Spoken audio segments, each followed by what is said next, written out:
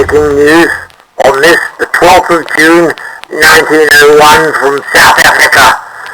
Reports of what they're calling the Wilmansrust incident are coming in, filed by our local reporter, Trooper Chaz Redston of Cheltenham. He filed this report.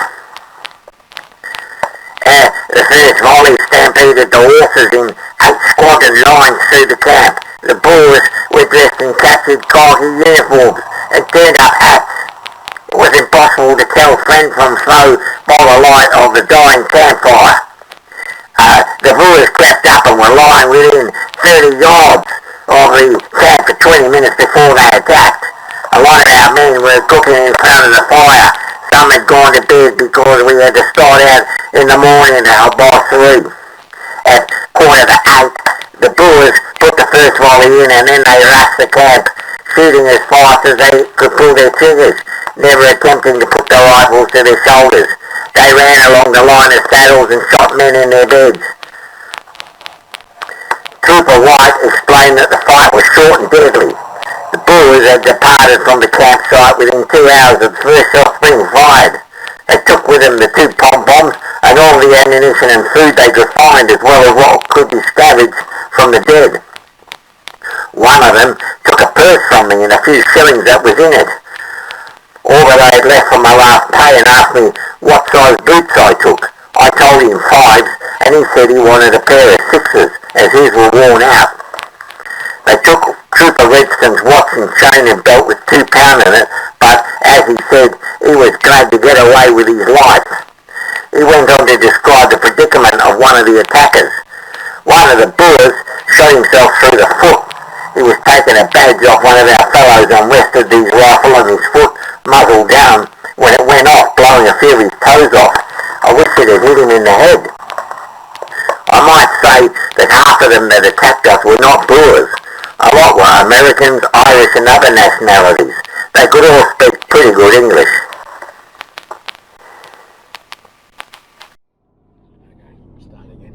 Yeah, so the Victoria Mounted Rifles reported or were commanded by a guy called Beatson, and what they were operating in the Middelburg area, and then they heard of a convoy, a Boer convoy, which was in the where we're going, the Wilmansrust area. Beatson took his troops down to a farm called Vlakfontein, and they'd seen the Boers, and Beatson asked the Victorian Mounted Rifles to actually go and pursue them. What they did is they were almost led on by these Boers. They could always see the Boers, but they could never make contact with the Boers. And eventually, on the 12th of June 1901, they decided to camp at a place called Wilmansrust. And the camp really wasn't ideal, but it was fine. They hadn't seen a big presence of Boers. It was on a river, so they had water. Camped for the evening. Boers, in the meantime, the whole time were getting within rifle fire of the Victorian Mounted Rifles, who had 2 pom-poms with them, Maxim pom-poms, but always kept themselves out of range of the pom-poms. That evening they decided to camp. They'd seen the Boers disappear. The Boers hardly ever made night attacks.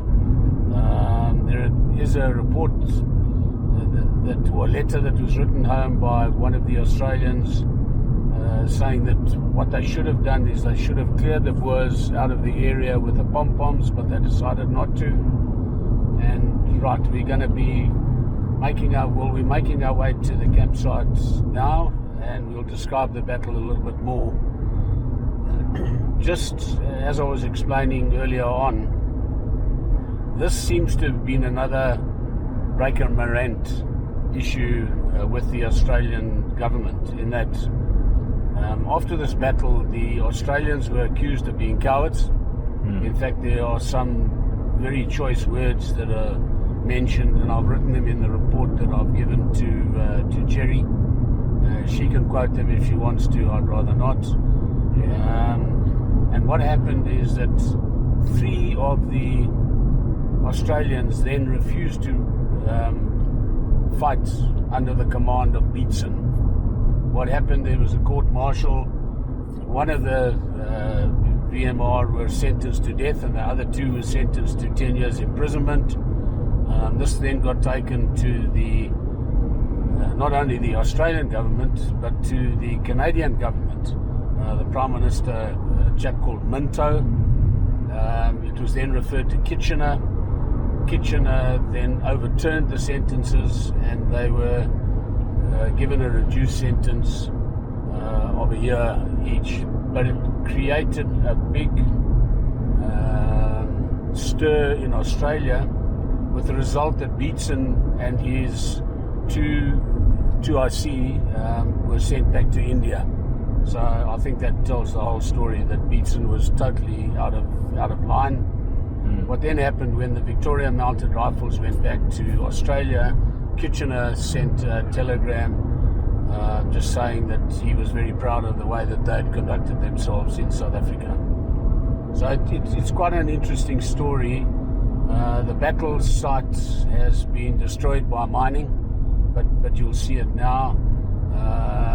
All of the graves were removed to Middelburg, and Jerry, you've seen the memorial that's been put up in Middelburg Cemetery to them.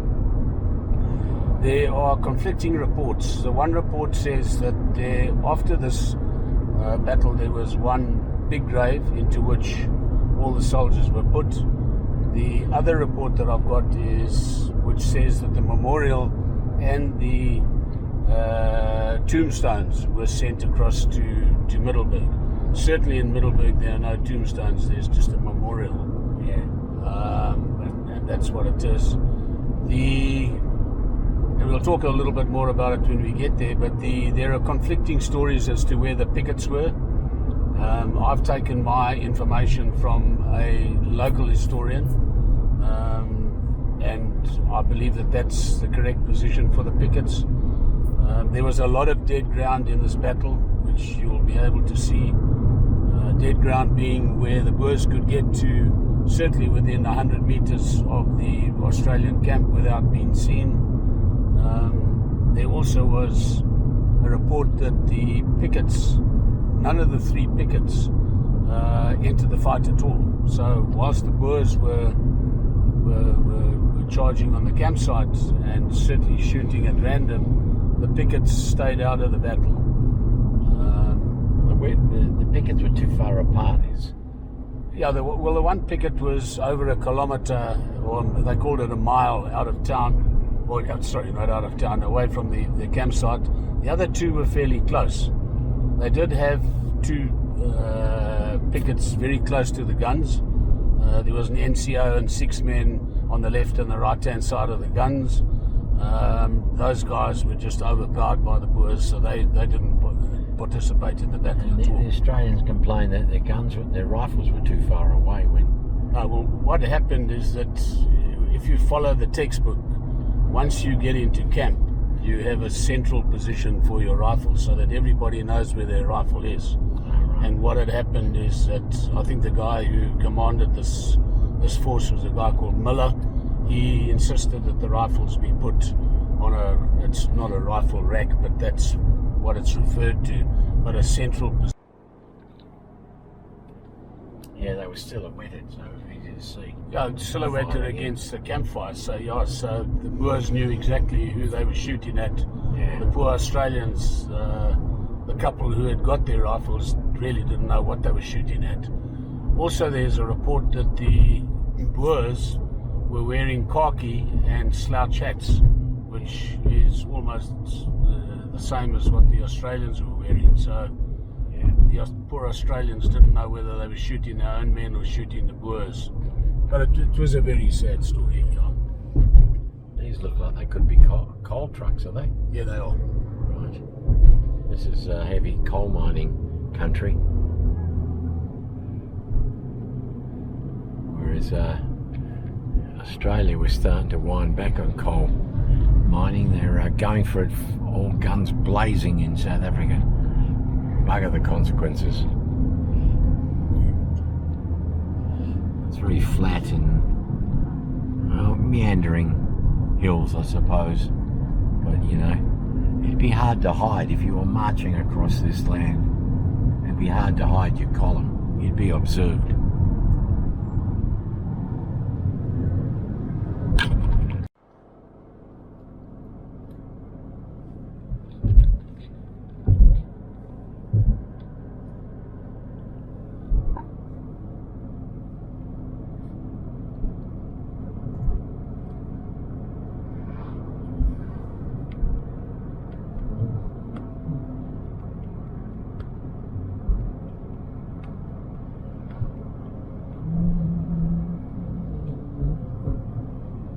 Guy had a dog that looked like an African hunting dog.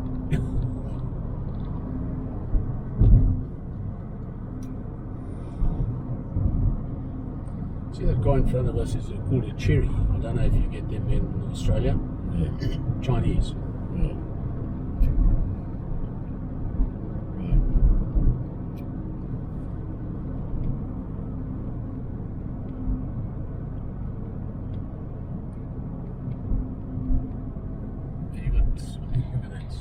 Coal mines all over the ship. Yeah. I mean, the land looks as smooth as a billiard table. It's in green, but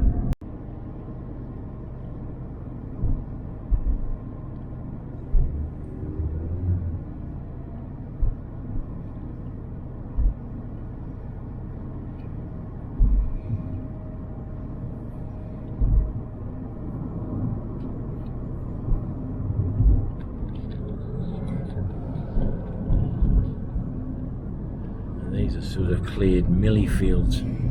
Yeah.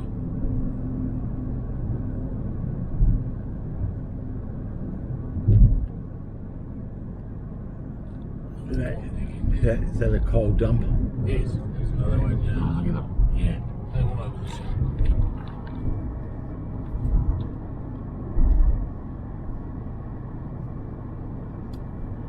They got no obligation to rejuvenate the land when they finish.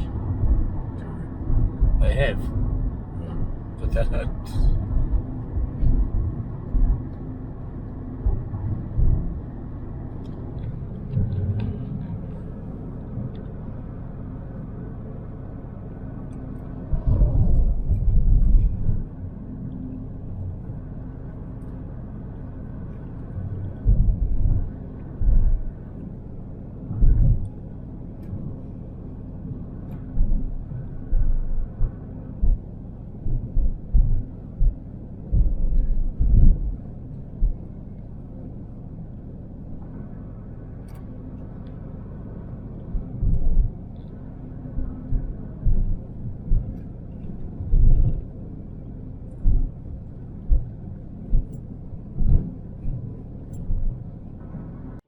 We're about here. All right, we're overlooking those trees over there, which was, if you have a look at the green land just in front of the trees or to the right of the trees, that's where the camp was. All right. All right, the farmhouse and kraal was on the other side of those trees. All right. If you have a look at some of the letters from Johnny Boer, they're saying that there was a picket that was 1 kilometre southeast. Now 1 kilometre southeast would be down this road over there. There was no ways that it was there. My sources tell me that it was northwest over there. So what you've got is you've got a picket on top of that hill there, okay, because that's where the Boers were seen. So you've got a picket of 1 officer and 20 men on top of that hill there. Yep. To the left, if you can have a look, you see this tree here? Oh, that one there? Yes, that one there. Yeah, the single tree, yeah. Just to the left of that, there's a little bit of a rise. Oh, yeah. I believe that was this picket. Yeah, right. Picket there. And then if you have a look, this picket over here is just on the side of the road. You can see some trees there. Oh, yeah. There's a little bit of a rise there. That is this picket. So those are the 3 pickets. So you've got We'll go a little bit closer. That leaves this area where we're standing big and wide and open. Yes. Is that where the Boers came from? No, the Boers came from where this clump of trees is here. Oh, yeah. They rode down here, dead ground. You can see there's dead ground. Yeah. And we'll get a little bit closer where you'll see there's even deader ground, if there can be a word called deader ground. Yeah. Where they left their horses. So that's where they left their horses. So the guy the farmer who's in charge of that farmhouse knew this area very well. He knew that the British had camped there. He was seconded to the Boers. He got them to where their horses couldn't be seen. So their horses couldn't be seen by either of those three pickets. 30 men were left by the horses, and the Boers went around this way and attacked from the north and from the east. Yeah, bloody hell. Bloody Boers. They've done it again. Okay, so This is number one on my must-sees. yeah, we're going to travel around. We'll get a bit closer. Okay. But those trees over there, the big trees on the right of the road, is where the original graves were. All right. All right, and the lesser trees on the left-hand side is the area. So once the Boers had captured the British or the Australians, what they did is they marched them out. So they marched them that way. If you have a look in the distance over there, right on the horizon, you see two clumps of trees. Yeah. In the middle of those two clumps of trees is a farm called Vlakfontein, and that's where Beetson was. So if you read the reports that you've got in your file, you'll read about Vlakfontein. That's where Vlakfontein was. Well, he's all that way away from his camp. Well, that was the main camp. This year was not a column. It was I think it was 240 men that was sent out here. Oh, that's right. You said he split the... That's right. He split them. So he stayed in mate camp there. What happened then is once the Boers had got what they wanted, they sent 3 of the survivors on horseback to go to Beetson to go and get a doctor, because the doctor had been shot. The doctor in this camp had been shot. Yeah, they said that. Yeah. He was, or the person who attended to the wounded was the veterinary doctor. Okay, Yeah. but the 3 survivors were sent to go. Now there is a report that says that Beetson arrived here at early hours of the morning. There's another report that says he only got here at 10 o'clock with doctors. And the reason why is that he says that he was scared of a night attack. So he was scared that these Boers who had attacked Wilmansrust were going to go over and attack Vlakfontein. Yeah, right. Okay. What we have here is now heavily mined for coal. If you can see to the left of the screen there, that white little building, that is the remains of a farmhouse called Wilmansrust, and it was on that green in front of that little farmhouse behind the trees right in the centre of your screen is where the Australians and the Victorian mounted rifles were camped when they were attacked by the Boers at night, which came to be known as the Wilmansrust disaster, and it was there that we lost young Billy Smith from Sutton Grange. Now this is as close as we're going to get from this. We're on a sort of coal road here, like a fire break road. It's as close as we can get, but that is the direction there. That's where the old farmhouse was, where the Australians camped in front of that farmhouse on that green patch there, I think. And Alan keeps describing this area in front of as dead ground that the Boers could have crept up on, and you know, they'd be looking up onto that area, whereas the Australians would have been looking down into the gully, into the dark.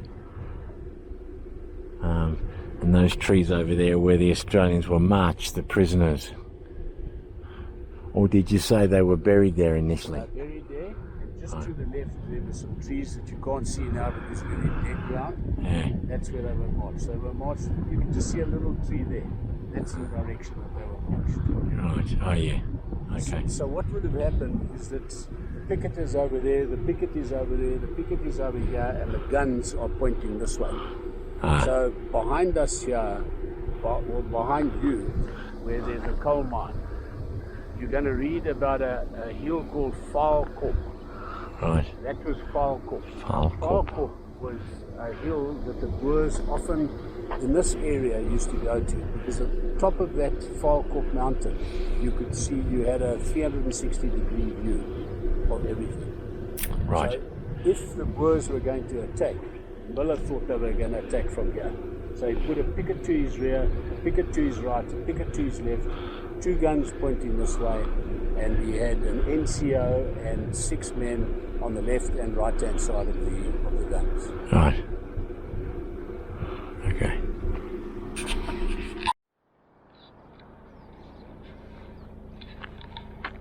So we're just off the road, the Wilmansrust disaster, or the farm is just down in the valley down there.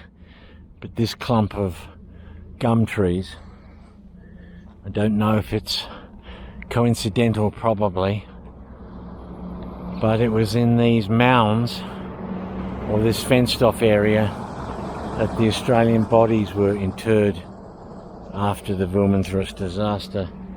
And you can see the coal on the ground here now even. Can you see that? That's coal.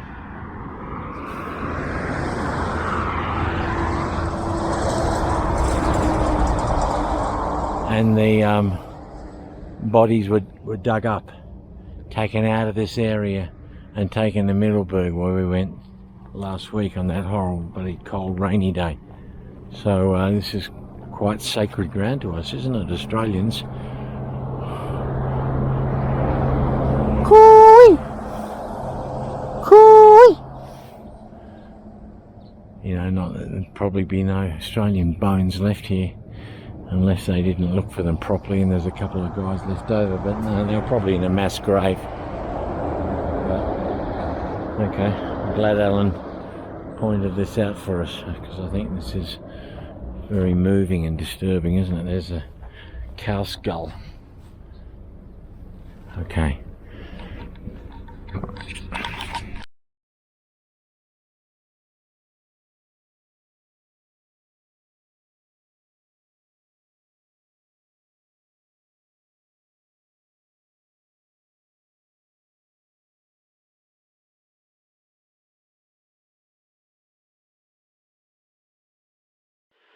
One of the most dramatic accounts comes from the correspondence of Private Edmund Sheldrick Johnson to his mother from Hartbeespoort on the 20th of June 1901. Quote, "We made it back to Brookspruit for stores and camped 4 or 5 days and started out again, and having a go every day at long range, no harm done till the 12th of June. I'll never forget it. About 250 of us were sent out with 4 days' rations, a flying column they call it, to see where the Boers are, and we found them all right and got cut up properly. We trekked round for a couple of days seeing plenty of Boers, but they kept well out of range till Wednesday evening the 12th, when they got a bit cheeky and we had a bit of shooting till dark when they left. The pickets were posted out round the camp as usual, and we were all scattered about the camp cooking for breakfast, as we never have time of it in the morning, our rifles and bandoliers about the saddles. A lot of us had just got mail, and I got a paper, the leader, and was at a fire 100 yards from my saddle, trying to make out who it was from, and had just come to the conclusion it was Bob Brooks' writing, and had settled down to have a read when things took a sudden turn.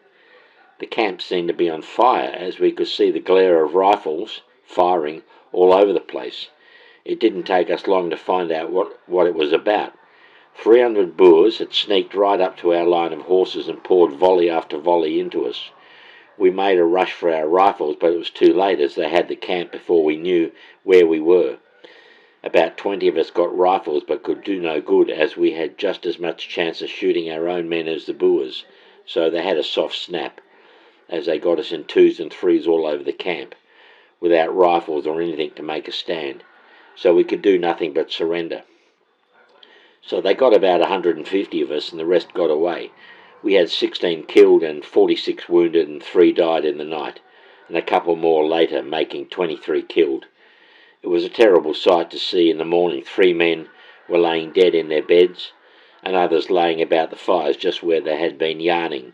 I made a dash for my rifle and was stooping looking for it in the dark when I had a rifle pointed straight at me and was told to throw up my hands, which I did, quick and lively. They didn't treat us too bad. After they had mustered us all into a mob like a lot of sheep, they satisfied themselves with taking the boots off the dead men and taking all our horses. That has left rifles, saddles and bridles, wagons and tucker, and 2 pom-poms, which they took. They didn't search us at all, and when they left, the commander, whoever he was, said, "Good night, lads, our turn tonight, yours sometime other." It is a wonder to me that so many got off without a scratch, as they came in from 2 sides making a crossfire, and in the morning the fellows were showing the narrow escapes they had. I never got a scratch, but I felt the wind of enough bullets and expected to go down at any time, but got through all right. There were 138 horses and mules laying dead in the lines. We've been footing it since and have not had any shooting, but the mounted men have been having a go nearly every day, and an officer was shot in the shoulder on the 14th. Lieutenant Selman wounded near Noordgedacht on the 15th. We joined General Blood's column here today and are now taking it easy in camp and can hear the big guns that are away to the right of us having a go at something. We are supposed to be on the trail of General Botha, and I hope we have the luck to stick him up and put an end to this war, as it is not the game it is cracked up to be. I suppose the cutting up we got will be all over Australia by now and we will have a bad name, but if any of them had been in the camp and got through the hailstorm of bullets from 300 rifles and not 50 yards off, they would not blame us. This letter, written by Bugler Jack Carolyn of the 5th Victoria Mounted Rifles to his father, was written from Middelburg and dated the 27th of June 1901. Quote, "It is with the utmost grief and pain that I have to tell you of how the Boers attacked our camp at Wilmansrust on the night of the 12th between 7:30 and 8 p.m. The column was under General Beetson, who was our CO, and to whom the whole of the 5th contingent was attached. Well, we camped at Vlakfontein on the 8th, and on the following morning we, the left half, i.e.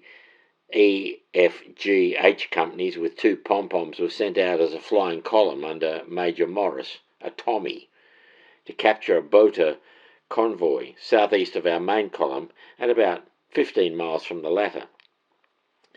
We could see the Boers all around the skyline in front of us, and they would fire upon our advance guard to delay our progress, but we returned 3 shots to their 1, their object being to get their convoy away safely, and then they would retire. However, we caught up with them about a mile from their main convoy, between 3 and 4 o'clock, although they tried to lead us off the track by allowing us to see a couple of Cape carts on the skyline to our right, and then they suddenly disappeared, but we did not follow. We sighted the large convoy with cattle and horses, and we were pressing them very hard indeed with lead.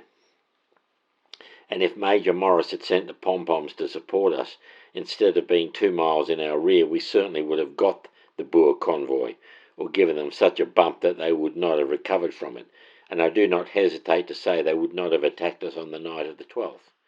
However, Whitlock.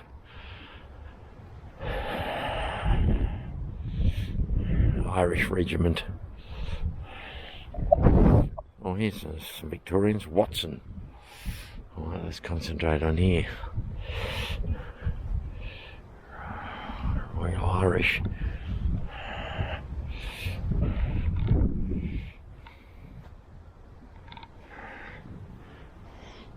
Now on the casualty, or the list of those interred in this cemetery that Alan gave me, W.A. Smith is listed as D.O.W., died of wounds, so we know that Billy was shot in the groin and bled out during the night.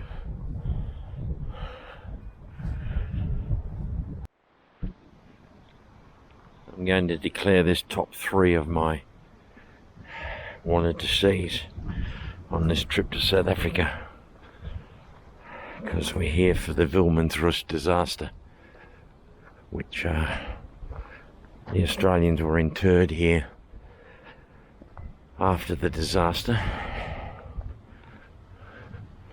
This is a civilian and military museum. There's sections for the Jewish, the Muslims, the Catholics, but this section in the middle is military, and a lot of them are going to be Australians.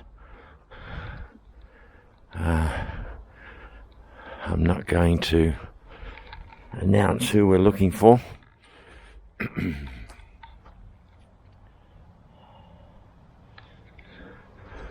we'll go and have a look here.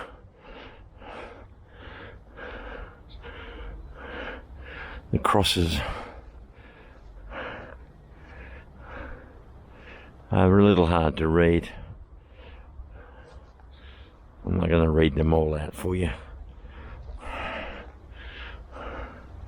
Steineker's horse over there.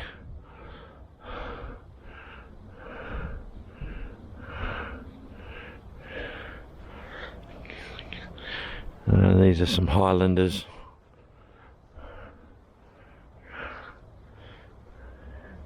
Inniskillings. Scottish horse. There's a lot of them here. The Liverpudlians.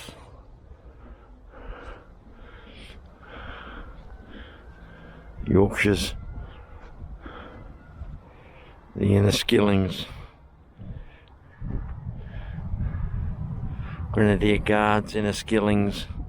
These are all interred here. Kitchener's horse. Remnants of the British soldiers who died in the surrounding districts and now lie here at Middelburg. The Berkshires, the Buffs, the Highlanders, Canadians, Coldstream Guards, the Devs, Dragoons, the Duke of Cornwall's Light Infantry, Blinkwater, Brugspruit. I don't know what. Now here we go. This is what we're here for. The Victorian mounted rifles. These would all be mostly victims of the Wilmansrust disaster. And that's the boy we're after. Smith, WA, from Sutton Grange. I've bought him something. If we find him, I've bought him something, but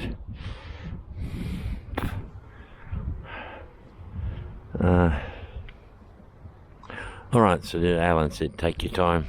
It's cold, guys. I just totally did not anticipate this. There's a woman, Annie Cox, formerly of Ladysmith Natal. She might have been a nurse. Leicester's.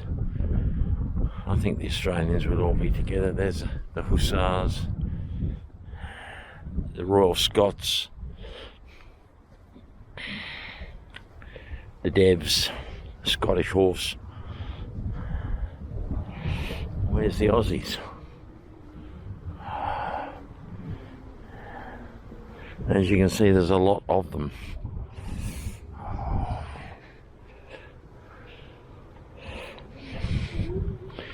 So,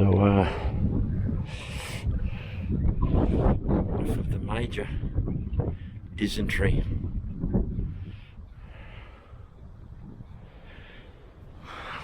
Dysentery.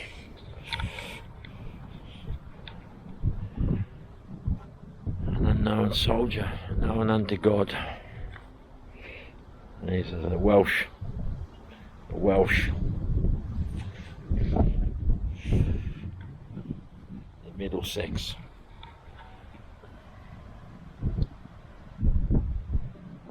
Many of them have their ages on. The Manchesters.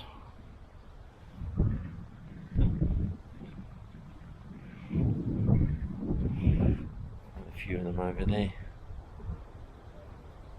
Look at that. These fellas were killed at Vlakfontein. But I don't think that's the Vlakfontein I grew up in, or lived in. Oh, here's an Australian. Lieutenant Forrest of Perth. Killed in action.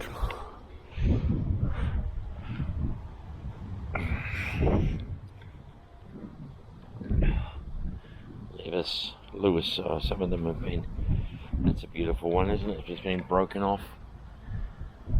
Aberfeldy, Scotland. Quite a few unknown soldiers. I don't know why some of them warrant a new marble headstone. Border regiments. There's a New South Welshman. Corporal Ridley. Private Smith.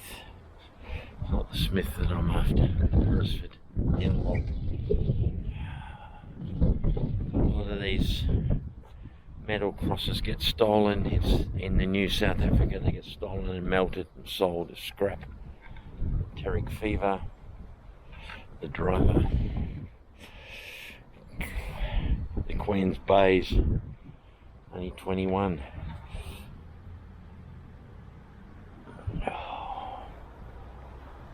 Dennis. Okay. I think we're going to find a big batch of Victorians.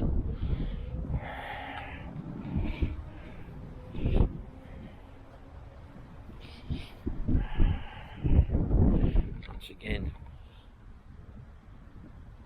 he hasn't died in battle, he's died of the fever. Sergeant Tranter, dysentery.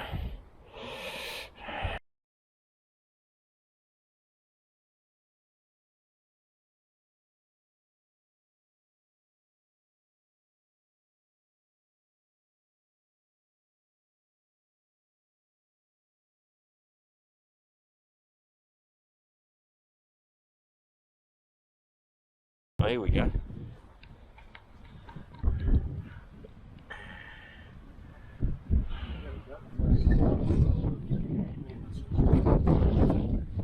I walked along there. Okay. There he is. Erected by the state of Victoria to the memory of the NCOs and men who fell in action at Wilmansrust, 7th of June. There's our friend there. Well, I found you, Bill.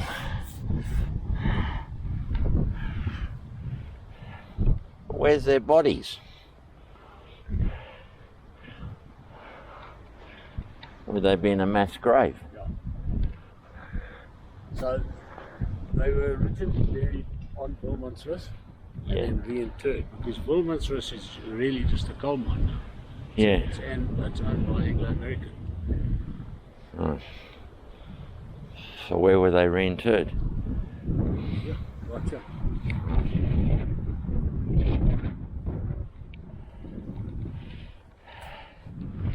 Okay.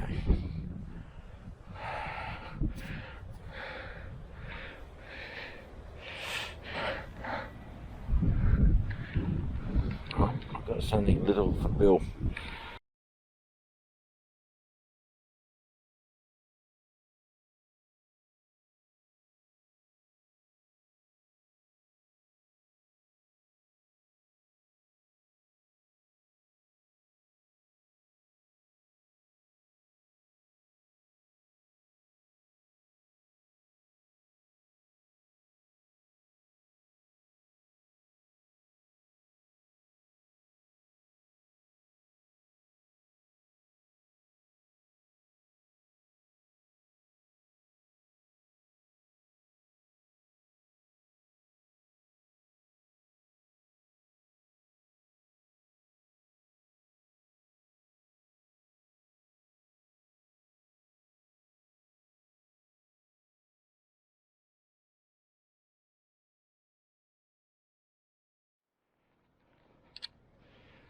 Okay, I've walked for about 5 or 10 minutes from the gallery.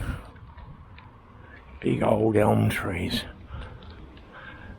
which form the entrance to Melbourne on this big St Kilda Road, maybe it's called. But now with all the stuff they've been doing, also remember we came out to the South Melbourne Memorial that was moved because of the works they were doing on this road. You can still see plenty of work going on. So you used to be able to just drive down here, cross that bridge, and you're into the heart of Melbourne, which is the corner of Flinders and Swanston. But you can't do that no more. You know, not with 2024 traffic. So anyway, this bluestone wall, I think, is the start of the Victoria Barracks, and over there I reckon is the Wilmansrust monument. I didn't have it on my list of monuments to see. I don't know how it slipped me. Oh, what's he got? He's picked up a bit of bark. Here's a lad. I mean, if you could get in here, I imagine it'd be a bit like Kidder Lodge, the dining room at Kidder. If you could get in here, I believe they've got like a officer's mess with all the memorabilia from Victoria's involvement in, you know, all the wars Australia's been in. So, according to this, there's still armed patrols here.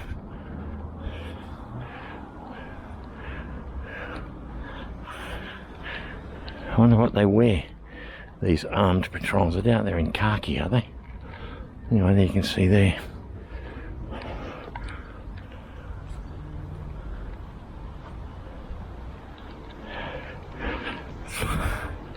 My cousin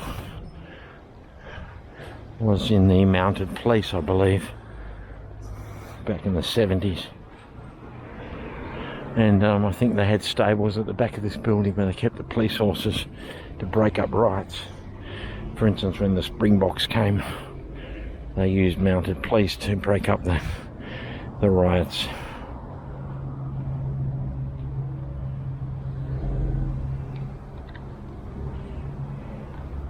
Looks like they use these. Oh, look at that.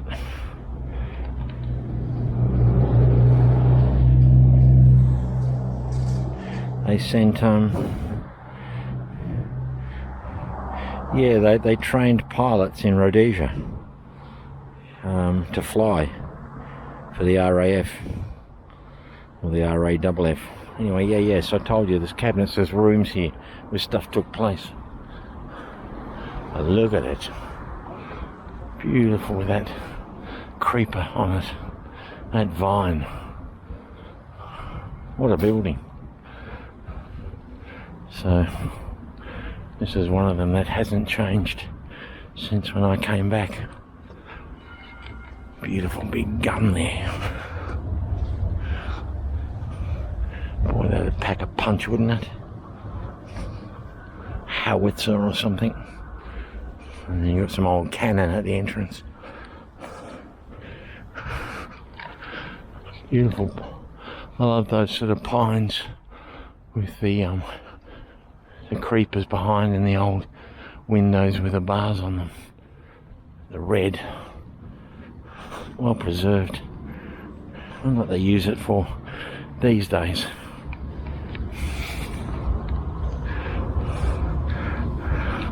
I'm not seeing armed guards marching or anything. Look at that. 1838. Looks like a big naval cannon. Well, there we go. Crimean War, captured in 1854 from the Russians. Those damned Russians. The Crimea, eh? Well, there's some suburbs. For instance, we have a Alma Road in St Kilda. The Redan.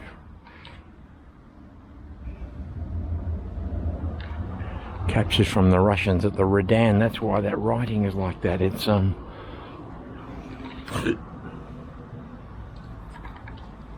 you know what I mean, that writing that the Russians and the Eastern Europeans sometimes use Wow, what a building.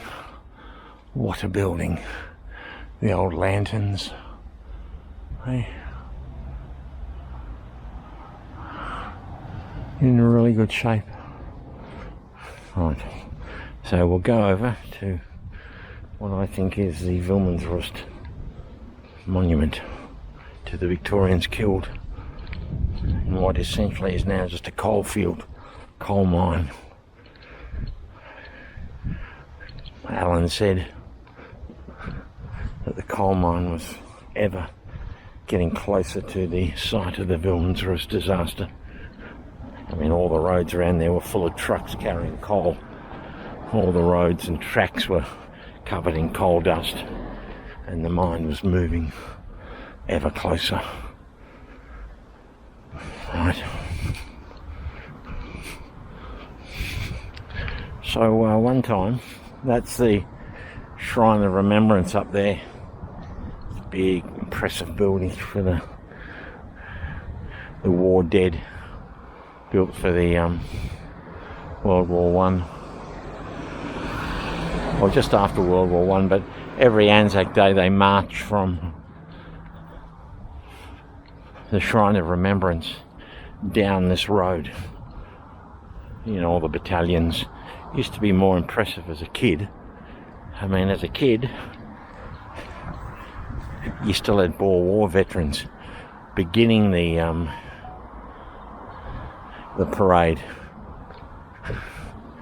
because that's how old I am. Yeah. And World War One veterans then, like my grampy, you know, they were fairly common. They're all gone now. World War II veterans are practically extinct. So you can see there, right? The end of that avenue is the Shrine of Remembrance. And inside the crypt is the unknown soldier. So yeah, it was a big thing on Anzac Day. See all the jeeps and the military vehicles carrying the old fellas, the diggers, with all their medals on, heads bowed. And then of course the young bucks were the Vietnam veterans, who weren't all that welcome initially in the Anzac parades. But now they're the veterans. And now they've opened it up.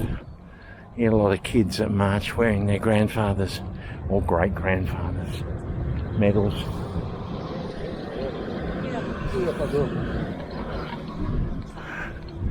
Those flower beds spell out something.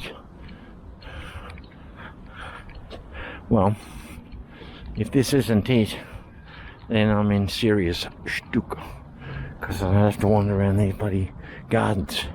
What I was going to say was, if you go down there to the end of that block where the shrine is, there's some really steep grassy slopes. And when we were young, I was probably about 8 or 9 maybe. It was when we were still at the bakery. So Dad picked up these big boxes and cardboard boxes, and he flattened them, and we got in the car, the Volkswagen, Aidan, myself and Dad, on these boxes, and we started sliding down the slopes. It's fantastic fun. Of course, you're always going to get the party pooper. So yeah, this guy came along that worked at the shrine and told us to stop sliding on the grass. We were destroying the grass, and you know, piss off. So what am I looking at? I see the word rust. I see the word rust. Look at this. Look at this. How did I not know this? This is the most impressive of all of them, size-wise. The 5th Victorian contingent of the Victorian Mounted Rifles. Wow. Wow. That's fantastic.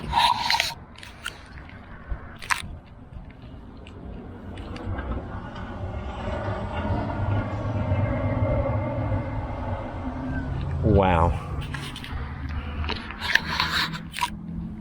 Now here we should find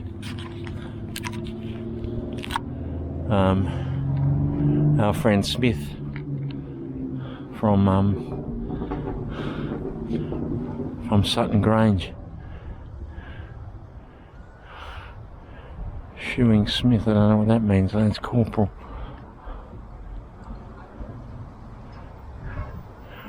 Casualties. This was the heaviest loss the Victorians took during the Boer War. They took a belt, and here we go. There he is, W.A. Smith.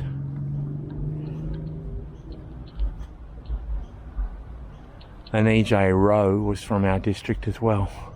But W.A. Smith is Billy, and he's remembered in the Sutton Grange Hall.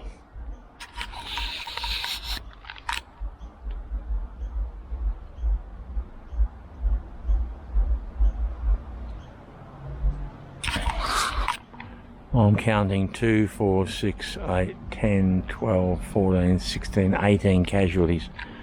Doesn't say whether they're all fatalities, but now, oh, look at that. On each of the pillars is another name. Onverwacht.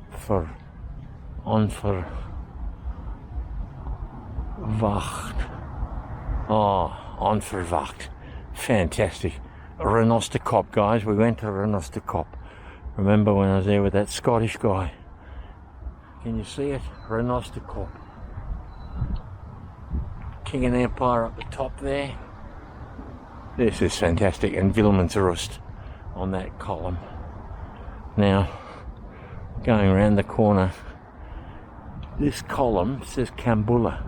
Now, we've also been there, but that's Zulu War. So maybe, what was it, Kambul? Lad.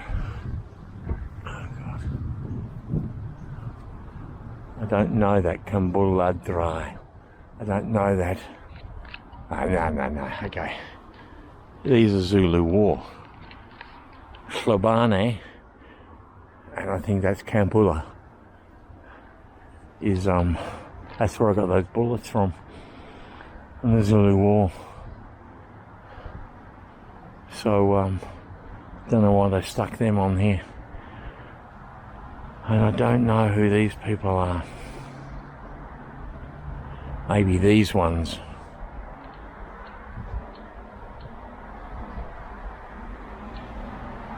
Shoeing Smith. Maybe they were wounded in the Zulu Wars or wounded at Wilmansrust.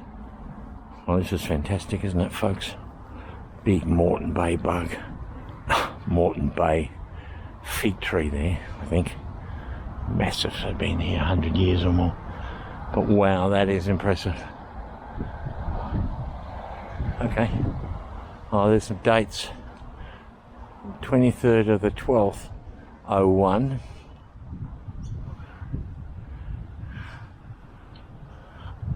The 4th of the 1st, 02. Onverwacht, I don't know that engagement. Renostekop.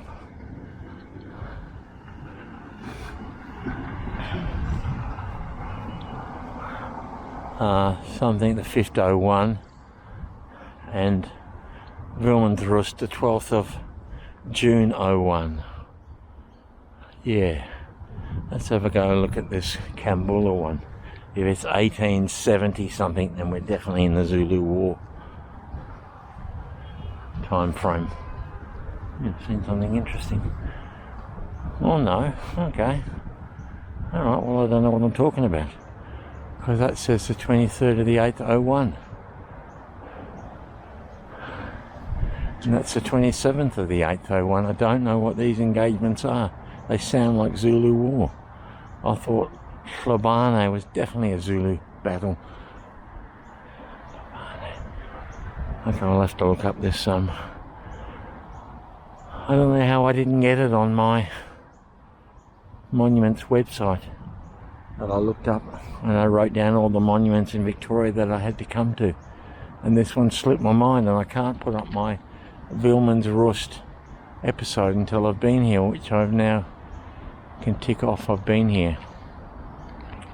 Something caught my eye. Look at this. This looks like the Moreton Bay fig as well, but look, it's got little flowers.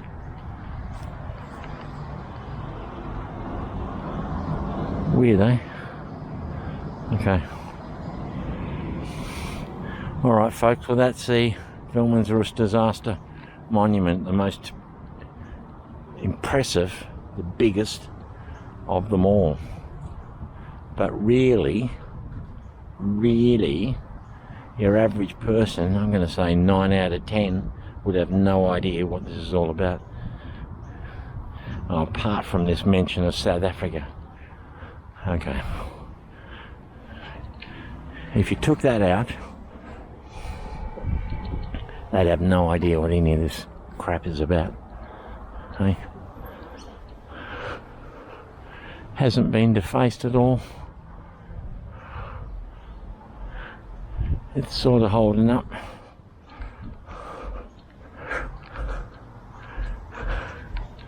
Sandstone by the look of it. Wow. Well, I'll do some reading when I get home. I'll try and find out what these other engagements are. So we know Renostekop, and of course we know Wilmansrust, but I don't know those other engagements. So